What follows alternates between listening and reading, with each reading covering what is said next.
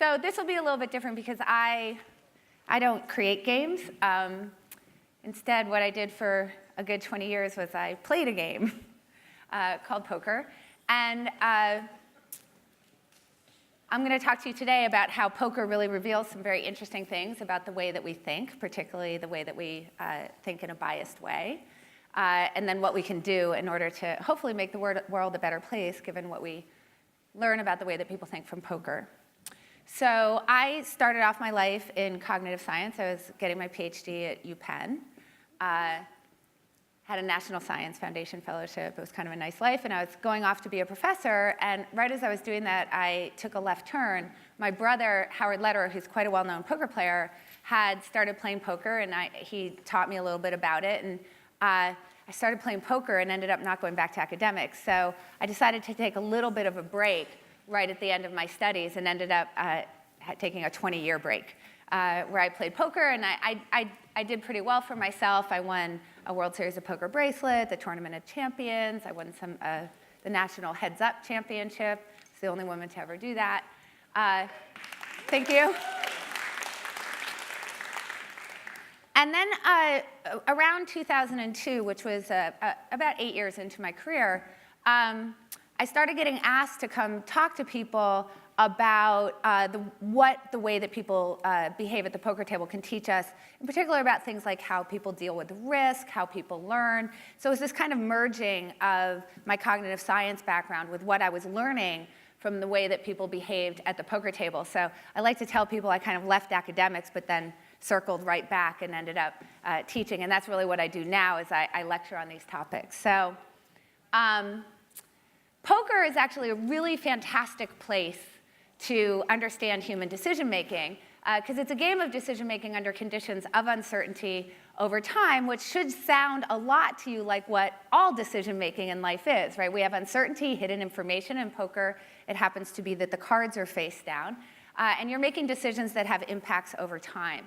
So I've got down here, who is John von Neumann, and why should you care? Does anybody here know who John von Neumann is? I've got about 5, 6, there's that. Oh, this is not surprisingly, a much better room for that question than most rooms that I talk to. But for those of you who didn't know who John von Neumann is, do any of you know who John Nash is? Okay, that's a lot more. Okay, so does anybody know who Russell Crowe is? Now we're getting everybody. All right, so I'm going to work it back for you. Russell Crowe, in a movie called A Beautiful Mind, played a guy named John Nash, who was a student of John von Neumann's. And John Nash was studying something called game theory, which in economics is the arm of economics that study the way that people make decisions in multiplayer situations over time under conditions of uncertainty. That should sound familiar. Now his mentor, John Nash's mentor at Princeton, was John von Neumann, who's a guy who's kind of been lost in the history of science. Now, in 1950, he was named by Time magazine as the most brilliant mathematical mind of the century, of his time. That's pretty amazing, because like Einstein was alive then. And we all remember who Einstein is, but I think that's because he had better branding, because he had like the crazy hair and the mustache, and he rode around on the bike. But John von Neumann's actually a really important guy. He's the father of the modern computer, for one thing. He's the inventor of game theory, and he actually ran our Cold War strategy and is the one who came up with the concept of mutually assured destruction. So he's the one who figured out we probably, even if we had nuclear bombs, we probably wouldn't lob them at each other. Now, he invented game theory, and game theory is just the study of decision-making under conditions of uncertainty over time, and the fact that that definition overlaps with poker isn't that surprising when you know a little fact about John von Neumann, which is he based game theory on a simplified version of poker. So given that we know that poker should be an excellent place to see human decision-making in action. So does anybody know who this guy is? His name's Phil Hellmuth Jr. He says a lot of really wonderful things, and this was one of them. If it weren't for luck, I'd win every one.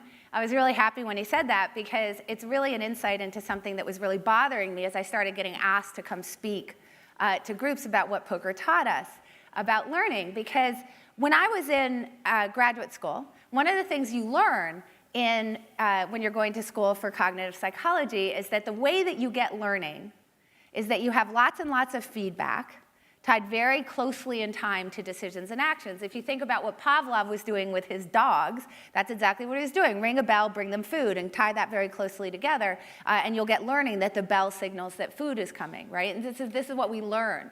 But what I found was that while poker was an incredibly feedback-rich environment, right? Like you're doing things and then a couple seconds later, like someone is doing something back to you and then you bet or call or whatever, and then they do something back to you. And so it's this very, very tight and closed feedback loop of actions and decisions tied very closely together with their outcomes that people really didn't learn very well in poker. And this was very confusing to me given what I had studied when I was studying cognitive science. So what you saw from poker players was that in the beginning, when they first started playing, they had very, very steep learning curves because they learned some of the really basic concepts, right? Like what's the ordering of the hands? You know, a flush beats a straight, very good to know. Something about like, well, what's appropriate amounts to bet? What are the rules of the game? Oh, they learn a really big one. I can bluff, which means I can win even if I don't have the best hand. That's a really big concept to learn. But as you start getting down into refining beyond that after sort of the first 6 months to a year of really learning the basics of the game, what you saw is that they flatlined. And I would play with players, you know, for 10 years straight and watch them make the same mistakes over and over and over again. And they didn't seem to be very good learners, and that was really confusing to me. But then Phil Hellmuth said this, if it weren't for luck, I'd win every one. And I realized that this was really the connection that I was looking for to understand why poker players don't learn very well. It's because what he's saying is something very deep about the way that we in general tend to deal with the good and bad outcomes in our life. When we have good outcomes, we attribute them to good decisions. And when we have bad outcomes, we attribute them to bad luck. Sound familiar? Right? So all the good stuff that happens, it's like, I'm so smart, I'm so brilliant. And all the bad stuff that happens, it's, oh my gosh, I'm so unlucky. And that's what Phil Hellmuth is really saying when he's saying, if it weren't for luck, I'd win every one. That if it were just based on my decision making, I would only have good outcomes. But darn it, there's this other thing, which isn't my fault, which makes me lose sometimes. Now you can imagine that that's really bad for learning, right? If all the good things that happen to you are just because you were so smart, then there's not much to learn from it, just repeat the same behavior. That's not so good if you're making mistakes, right? And if the bad stuff that happens to you just means that you got unlucky, well, that's not a learning moment for you anymore because it wasn't something that was particularly in your control. So the question I had is, why do you have this pattern? And this pattern is something that's been pretty well studied. It's called self-serving bias, not a surprising name for it. And it reminded me of the E.B. White quote, luck is not something you should mention in the presence of a self-made man. I think Phil Hellmuth falls into that category.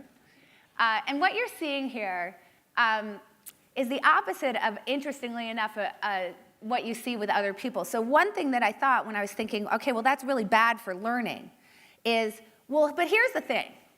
When I'm sitting at a poker table, I only play about 20% of the hands I'm dealt, which isn't very many, right? So 80% of the time, I'm just sitting there, and other people are doing stuff. So let's say that it's true that I attribute all my bad outcomes just to bad luck, but I attribute my good outcomes to all the great decisions I make. Maybe that's not such a bad thing if I'm losing those learning opportunities, because I can be a really good observer of other people. And actually, most of the data that's coming into me at the table is actually from watching other people's actions and not my own, because I'm actually only engaging in the game about 20% of the time. So maybe we can learn from that instead. That was the question. But what you see when people are looking at other people is that what happens is just the reverse. When they see other people have good outcomes, it's because they got so lucky. And when they have other people have bad outcomes, it's because those people made bad decisions. Now, this example goes well beyond poker. So when we think about the pattern that we have for ourselves, like I have teenagers, right? And I like to talk about the fact that my son has never, ever, ever come home with a bad grade where it wasn't because the teacher's really hard and the test tested things that they didn't actually cover in class. And also, by the way, the teacher hates him, and if I have any question about that, I should just go ask everybody in his class and they'll totally confirm it. Right? But when he gets a good grade on a test, weirdly, it's like, Mom, can we go out to my favorite restaurant because I studied so hard and I did so well on that test, right? So that's the pattern for ourselves, and when it comes to other people, we're very familiar with this pattern, right? It's like, oh, you know, the teacher just likes them. That's why they got a better grade than me. That person got a promotion, not because of their skill, but because they schmoozed the boss, or the boss just likes them better, right? I didn't get it because. So what's happening here is that we actually stop ourselves from learning from all the great data that's coming in that's not from our own actions. And there's actually much more of that out in the world. So the question is, why is that happening? Well, just John Cotteau, who has the verse, I believe in luck, how else can you explain the success of those you dislike? Right? So these are obviously things that are deep within our culture. So here's the fundamental problem. The first is that we live in an ambiguous world. So what does that mean? Well, just like in poker, out in life, there isn't a one-to-one correlation between the quality of your decisions and what outcome you get, right? So you can drive drunk, get home safely, and that doesn't mean that it was because you're a good driver, despite some of the people out in the world who say, I drive better when I'm drunk. They actually don't. So the problem is that there's ambiguity. So we don't have this one-to-one correlation between the two things, and there's luck involved, just like there is in poker. So there's variance, right? So one person can do one thing and things can turn out fine, and one person can do another and they can turn out poorly. And what we're trying to do is figure out what's luck and what's skill, right? And that's actually a really super hard problem given the ambiguity. We're only seeing the surface and there's hidden information. We're really bad at understanding time. So why does this matter? Well, it turns out that we're very disconnected from our future self, right? So we've got our present self and our future self doesn't exist very well for us. Because one of the things that I thought about when I was dealing with this problem is, sure, it's true that we might take an outcome that we have today and sort of offload the bad stuff to luck and onboard the good stuff to skill. But if we actually did that a little bit better and we kind of took the pain of doing that, we'd actually have lots more good outcomes in the future, and that would probably feel really good. But the problem is that we really just want to feel good this minute, right? Because we don't really imagine who we are in the future very well. And that's true neurologically as well. The part of our brain that deals with us in the future is a different part of our brain than the part of us that deals with imagining ourselves, us in the present rather, is a different part of the brain than the part that deals with imagining ourselves in the future. And in fact, the part of our brain that lights up when we think about ourselves in the future happens to be the same part of the brain that lights up when we think about strangers. So even if we set a goal, like I want to be a better poker player in the future, let me figure out how I can do that.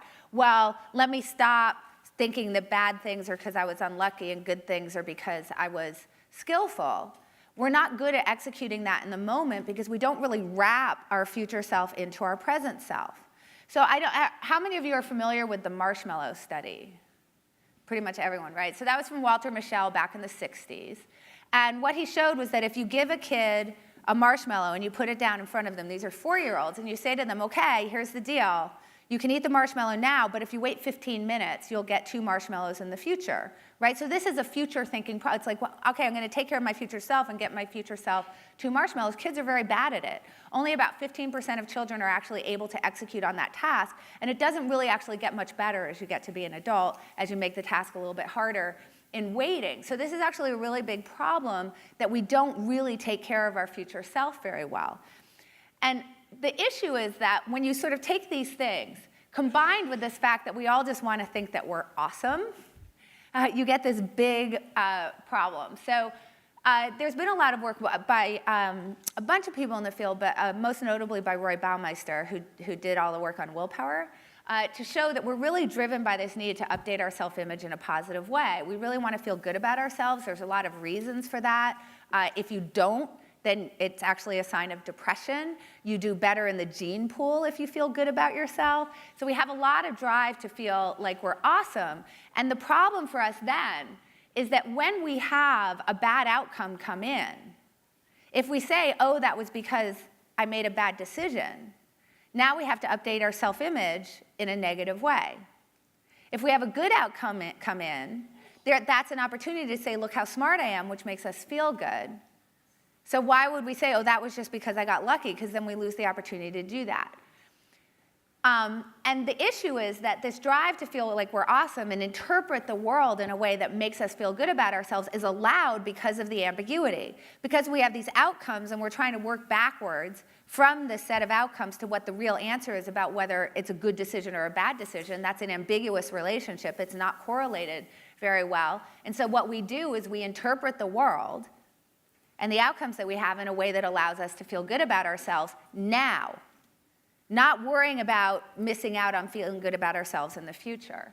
And that's what creates this pattern, that good outcomes for ourselves are good decisions and bad outcomes are because of bad luck. And for other people, because we price ourselves relative to how other people are doing. The way that we imagine our own happiness is in relation to other people, right? So you're kind of like, depending on what cars your neighbor has, that sort of determines how happy you are with your car. Well, it's the same thing with your own self-esteem. So if we were to attribute other people's good outcomes to their good decisions, it would actually make us feel bad about ourselves because we would compare ourselves to them. And if we were to imagine that their bad outcomes are just because of bad luck, then we don't get to price ourselves relative to how much smarter we are than them. And that's really what ends up preventing learning. And this is all part of a bigger pattern called motivated reasoning. So, and this is really at the core of what you see happening at the poker table. We have beliefs. In this case, it's an innate belief that we're born with, right, that we're awesome. And that's the belief that we're trying to support. We have information come in, and the way that we process the information, we actually process it in a way that reinforces the belief. And then that reinforced belief then goes back and affects the way that we process information. And this is a pretty vicious circle, as you can imagine, for becoming good learners. So we reason to support our beliefs first by noticing and seeking out evidence that confirms the beliefs that we already have. Right? So we're going to notice all the good outcomes and say, well, I have this belief that I'm a great person, so I'm going to notice that.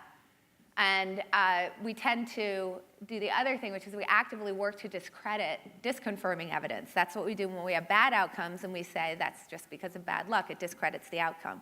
Now, this is a much broader problem than self-serving bias. So if anybody's seen two different sets of fans watch the same game, you'll notice that the refs always cheated both of them, which of course is completely impossible. But why is that? And it's because they notice the times that the ref has a call that's marginal against their team, but they don't notice any of the times, or they disconfirm the times that it goes against the other teams, and vice versa. So when the Cowboys and Eagles fans are watching the Cowboys and Eagles play each other, the Eagles think that the refs really didn't go their way and we're cheating for the Cowboys, and the Cowboys think that the refs really didn't go their way and we're cheating for the Eagles. This is a big problem, for example, in our political discourse, right? That people from the right side of the aisle are noticing all sorts of stuff that supports their views and discrediting the stuff that might perhaps make them change their mind, and people from the left side of the aisle are doing the same. And this is actually such a big problem that if you take people who have two polarized opinions and you present them with evidence that's totally neutral, right? So I'll present you with a research paper that has arguments equally on one side as the other, and it's totally balanced. And I now hand that to the two groups of people who have totally polarized opinions. What you find is that after they read the paper, they don't come closer together, they spread farther apart. And why is that? Because Group A is reading all the evidence that supports them and ignoring or discrediting the evidence that doesn't support them, and Group B is doing the opposite, right? And so somehow you present them with a neutral paper, and unfortunately it doesn't bring them together, it splits them apart. So one of the problems here is that we think that if we just give people good information that we'll be able to change their minds, and it turns out that's really not very true. So one way to address this reasoning problem is to change the inputs that make you feel good about yourself. So one of the things that I like to learn from poker is if poker players are running around and they have this problem where they don't learn because of this motivated reasoning issue, why is it that the top players are able to succeed? And what can we learn from the top players? And there's a whole bunch of stuff that we can learn from the top players. I'm going to just discuss this one small slice of it. But the top players have really figured out some really good strategies for dealing with this. And this is really the main strategy. It's a substitution strategy. So what they do is they examine their habits and the reflexive thinking patterns that they have, and they determine what they're doing, first of all, that doesn't align with their goals, right? So one of the first things that my brother taught me when I started playing is that if I came home and called him up and just started complaining about a hand I lost because of my bad luck, that wasn't going to align very well with me becoming a better player. He was actually very harsh about it. He was like, why would I care to listen to this? This is stupid. There is no point. Now, I suggest if you're dealing with other people, you might deliver it in a less harsh way. it was my brother, and he was trying to get me there fast, and he knows I really love him, and it wasn't going to affect our relationship. But most people probably might want to deliver it more as a softball. But I'm actually really happy that he said that to me. Like, well, I don't want to listen to this. This is just dumb. It's not going to help me learn, because it really made me think about, well, really, what is the point of me coming back and just complaining about my bad luck, except just to get sympathy, which probably isn't that productive to what my goals are, which is to become a better player. So then what you can do is, once you sort of identify the places where you're not aligning well, is you can work to substitute better inputs into the process that allows us to feel awesome about ourselves so that your behavior aligns better with your goals. Now, I'm not telling you to start imagining your future self and get your present self to act really well for your future self in the moment, because that's impossible. What I'm saying is, what you can do is get yourself to feel good this minute. So if I take the example of my brother, what happened was that I knew that if I came back and I just talked about how great I played when I won a hand without really thinking about it very deeply, and how incredibly unlucky I got when I lost a hand, or on the reverse, what an idiot somebody was because they played so bad, and can you believe that, and they lost, and that was ridiculous, or they got so lucky when they won, which is just the reverse and wasn't going to help me learn very much. My brother made it very clear very quickly that he would disapprove of that. So instead of helping me to feel good and sort of offload that emotional charge that I was having, it actually made me feel bad to have that conversation with him. What I learned very quickly from my brother was that if I came back and I said, I think I played a hand really poorly, can I talk to you about it, that I would get lots and lots and lots of approval from him. So what started happening was my feeling like I could admit my mistakes was what made me feel good, as opposed to just the initial offload to luck. And what I noticed pretty quickly was I would sort of walk through the halls of a poker room, during like a break from a tournament, and I would hear this chorus of players back and forth to each other saying, oh, can you believe I got so unlucky on this hand? And then the other people in the group, yeah, that was so unlucky. Let me tell you about the one that I lost. And it was like they had formed this interesting social contract, where the contract was, I'm going to tell you about my really unlucky thing. And even though you really don't care, you're going to pretend to have tons and tons of sympathy for me. Because what I'll do in return for you is you will now listen to me talk about my really unlucky thing that you also don't care about, but you'll pretend to have lots and lots of sympathy for me, and that's the social contract we're going to make, which is about as bad a contract that you can have for learning. Now, the contract that my brother made with me, and subsequently the other players in our peer group, was I'm going to feel really good when I come back and talk about what a big mistake I made, because that's what you're going to give me positive reinforcement for. So it was a really good social contract that we had created, and you can seek to create those kinds of social contracts all over the place with your peer groups, and it actually works really well. Like, it works for I don't want to eat dessert. So what makes me feel good when I don't eat dessert? It's my feeling like, in the same way, that I'm doing something that's really hard. So what I recognized when I would listen to these groups of players in this kind of chorus of complaint was that when I went and told my brother instead, or a friend of mine instead, that I had played poorly, that I was doing something that was clearly quite difficult because most people weren't doing it, that made me feel good about myself. So likewise, when I'm sitting at a table in a restaurant and everybody orders dessert and I decline, I feel like I'm doing something difficult that makes me feel really good about myself. Sometimes the people at the table are nice enough to say, oh, I wish I had your willpower. That's always really nice when they do that, because then I get to really feel good about myself. And when they don't, I imagine in my head that they're all thinking about it anyway. So all I've done is substitute what makes me feel good instead of the sugar. It's actually the feeling of doing something special. So that's just one of the ways that you can sort of deal with this problem, and you can kind of think across your life about ways you can do that. But I became really interested as I started thinking about this, and was really like, okay, so players have really thought about ways to deal with this. And you're seeing this really rampant irrationality among players who are pretty bright, right? So let me think now. I've spent my life, 20 years of my career, making money by in some ways taking advantage of the fact that people aren't particularly good decision makers. So maybe it would be really good if I spent some time now thinking about perhaps how we could help people to be better decision makers. And one thing I thought was it would probably be good if you got to them early. So in that regard, along with Eric Brooks, who's around, you'll see him maybe at the party later, and also I think our executive director is in the room, Dave Lenowitz. I don't know if you want to raise your hand, Dave. Is he in here? Find him later. He's around. Oh, there he is over there. We founded How I Decide. What we do at How I Decide is we try to equip youth with skills to be better decision makers. We have a focus on middle schoolers and a particular focus on underserved youth. We've been around for a year and a half. We're currently delivering programs to between 1,000 and 1,500 kids with hopefully lots more scale next year.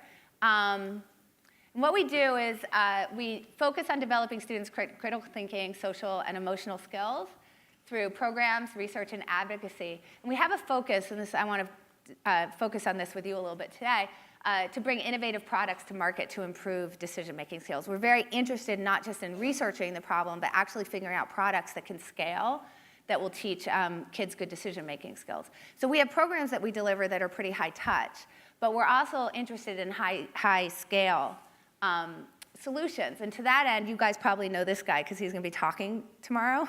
And I think that he keynoted here last year. His name is Dr. Adam Gazzaley from UC San Francisco. And he's done some really amazing work looking at how you can change the way the brain works through games. So he has a game that was pretty, it made the cover of Nature a few years ago called NeuroRacer. And what that did was it looked in older adults in their 70s, how you can create a better sustained attention and an ability to channel switch and do divided attention. And it's a pretty simple game. It's a car racing game, like you've seen, but there's an added piece, which is that you have to catch targets that are of a particular color and shape when there's distractors at the exact same time. And when you take adults and you have them do that, 70-year-olds, and you have them do that 3 hours a week, 1 hour, 3 days a week, for 4 months, and now you look at their brain now all of a sudden looks like a 26-year-old's as far as this kind of cognitive power is concerned that's called theta power. And what's really nice also that was an unexpected result, I think, for him that he found was that 6 months later, after they haven't been playing the game, when you bring those 70-year-olds back in, they still look like they're in their 20s as far as the way that their brain is acting when it comes to sustained attention, divided attention, working memory, that kind of thing. So it made a big splash. He's now got NeuroRacer with the FDA trying to make it be the first video game that gets FDA approval to be prescribed by doctors. So he spoke here a couple years ago, and Eric Brooks, my co-founder, was really, really interested in what he had done and kind of started stalking him to try to get him to come and work with us to try to improve some of these decision-making skills in youth. And so what we've been doing with him is creating this new game called Engage. And it's an adaptive training game to improve, hopefully, delay of gratification. So when we go back to that marshmallow test, which is that huge problem of how do you wait when you want to feel good now, right? Like I want to get the marshmallow this second, and I can't wait 15 minutes to do it. Well, we know that this is actually one of the biggest predictors of success later in life. So kids who are better at waiting, when you look at them longitudinally, are basically do better at everything. They do better in school, they get better grades, they have better social relationships, they're more likely to go to college, they have better, more stable marriages, they have higher paying jobs. Basically, any scale of success that you can look at, we know that delay of gratification is predictive of that. So this is a game which is meant to improve that. We're doing MRI studies, EEG studies in order to back up what you're seeing in terms of scales, validated scales that we're testing that looks at delay of gratification, sustained attention, this kind of thing. The target is middle school kids to high school, 12 to 16-year-olds. We're about to go into piloting, so we're pretty close. We've been working for about 9 months to develop this. And the way the game works is you fly a drone, and you're on the drone, and there's different bugs that you can collect along the way. And the bugs are differentiated by both sound and by what they look like. And there are good bugs and bad bugs. If you catch a good bug, it goes in your bag. If you have a good bug in your bag and you catch a bad bug, you lose your good bug and you lose the points associated with that. Now, if you put a bug in your bag, you can bank it right away. Or if you keep it and you can collect up to 6 bugs, every bug now has an escalating number of points. So you get a big reward for holding onto your bugs that ends up with a reward within the game. So it's a matter of trying to figure out your skill level in terms of what's the danger of keeping the bugs in the bag. Do I bank it right now? So you can see how this would promote delay of gratification. So we're super excited about this project. And this has a really close feedback loop. So as the kids get better at the game actually gets harder for them. If the kids start failing a little bit, it gets a little bit easier. So it's actually adjusting to how the games are doing. So we should start getting data from that next year, which we're really excited about. So to that end, we're really committed to competitions and games as a way to promote better decision skills. That should probably not surprise you, since I was a poker player for most of my life. And we really want to invite this community to talk to us about the mission that we have and to take advantage of your creative ideas, skills, and resources. That was really good. I have 26 seconds left. That was right on 30. So that's it. Thank you. There she is, ladies and gentlemen. She's a behavior scientist, a world champion poker player, and now the founder of How I Decide, a nonprofit that is particularly excited about using entertaining games to teach kids the skills to make mindful decisions. That was Annie Duke. Thank you. Please seek out Dave Lenowitz. Dave, you want to stand out? Please seek out Dave Lenowitz if you want to talk about what our mission is, and you can contact me there. Thank you very much.